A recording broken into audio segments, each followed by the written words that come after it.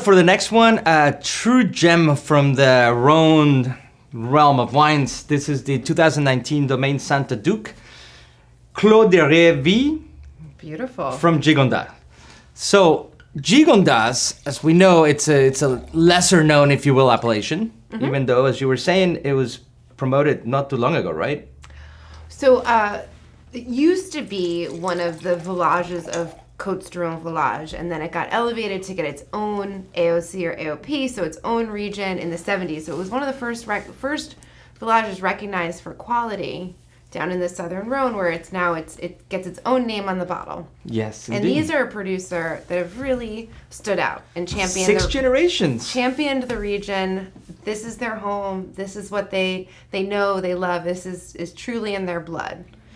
So, as we know, for the appellation, and I was just there, and I got to see the diversity between like Châteauneuf-du-Pape, and you see the galettes, the big rocks. Mm-hmm. But here in Gigondas, we're just over the slope, very low slope, and there's a little more of a sandy, more of a clay alluvial component to it.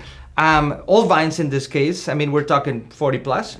Yes, particularly for this wine, it's old vines, and Grenache, which is the dominant variety in Gigondas.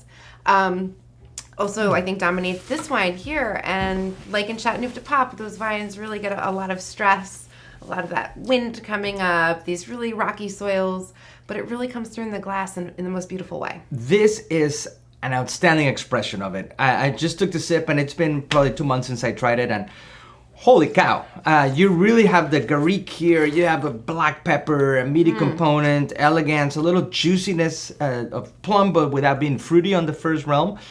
What a wine. It is pretty tasty. It really captures a lot of elegance here and flavor and all the prestige of the region.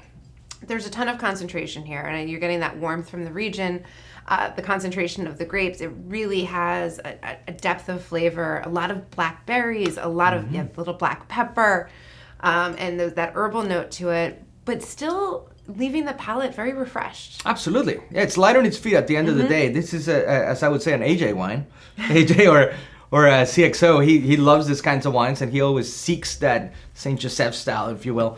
This is beautiful. A wine that captures a lot. It has a lot of energy. A lot of energy. And they may say it comes from the farming. They're all organic and biodynamic. Indigenous yeast right? strains. So not a whole lot of intervention, and really letting the grapes speak for themselves through the glass. Absolutely. Tell me about food-wise. I mean, you're in the kitchen. What are we gonna have with this baby tonight? Well, I mean, red wine, you always kind of think red meat right away, and this could certainly hold up. But I think if we want to do something a little bit different, I would love to see this with a cedar plank smoked piece of salmon. Ooh, nice. Fish and red wine can sometimes scare people, but when you have that intensely smoked flavor that you get from cedar plank, smoking a piece of fish on the grill, you need a bigger wine that's going to come across and mirror that kind of smokiness and that real intense flavor, and this would do it. That I would call unexpected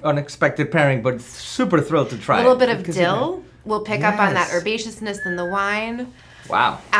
And I think it really, I think you'd be surprised at how well those two things really complement each other.